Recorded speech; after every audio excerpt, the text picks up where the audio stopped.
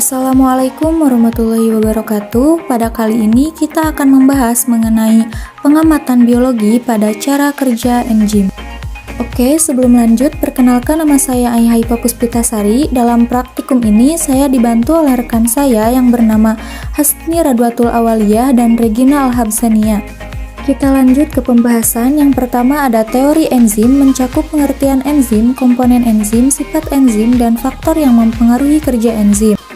Yang kedua ada praktikum enzim pada apel. Yang ketiga hasil dan pengamatan praktikum. Dan yang terakhir adalah kesimpulan. Pengertian enzim. Enzim merupakan protein yang bertindak sebagai katalis di dalam tubuh makhluk hidup. Maka dari itu, enzim disebut juga biokatalisator. Enzim dapat bertindak sebagai katalis, yaitu dapat meningkatkan kecepatan reaksi kimia, tetapi tidak berubah dalam reaksi kimia tersebut. Molekul yang bereaksi di dalam suatu reaksi yang dikatalis oleh enzim disebut substrat, dan molekul yang dihasilkan disebut produk. Enzim dibuat di dalam sel-sel yang hidup. Sebagian besar enzim bekerja di dalam sel disebut enzim intraseluler adalah katalas.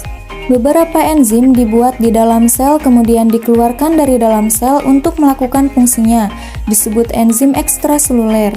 Komponen enzim memiliki beberapa jenis kofaktor yang membantu aktivitas enzim, yang terdiri dari ion-ion anorganik, gugus prostetik, dan koenzim.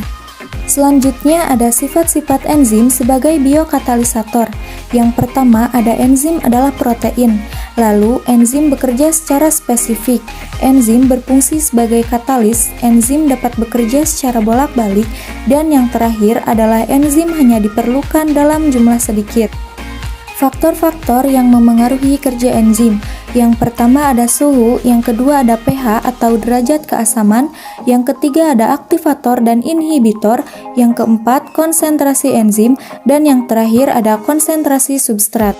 Di sini kami sudah menyiapkan alat dan bahan yang terdiri dari 1 buah apel, 3 buah jeruk, 1 gelas air mineral, 2 kotak susu UHT, kertas, 1 botol air soda, 2 botol air cuka, 5 gelas, 1 solatip, gunting, dan yang terakhir ada pisau.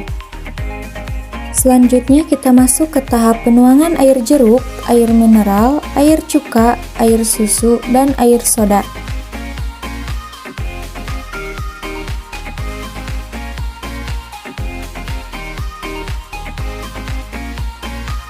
Selanjutnya kita akan memasukkan potongan-potongan apel ke dalam masing-masing gelas dan kita rendam selama 10 menit lamanya.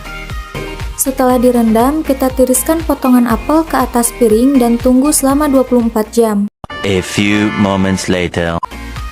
Setelah menunggu selama 24 jam, kita amati perubahan apa yang terjadi pada kelima potongan apel tersebut.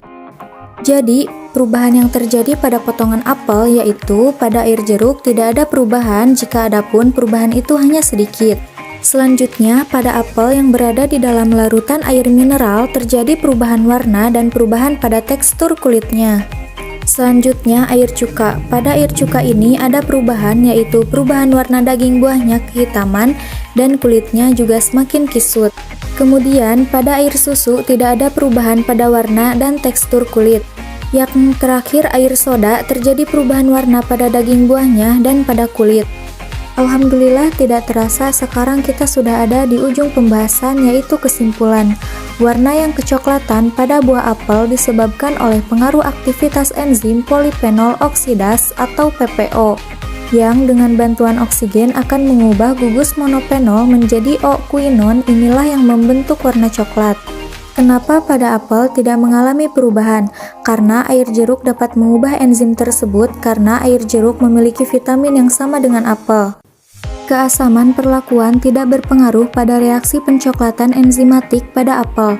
Di sisi lain, jika irisan apel terlihat berbeda satu sama lain, ini menunjukkan sesuatu pada lapisan yang mempengaruhi reaksi. Sekalipun reaksi terpengaruh, ini tidak berarti keasaman lapisan mempengaruhi reaksi. Sekian, terima kasih. Wassalamualaikum warahmatullahi wabarakatuh.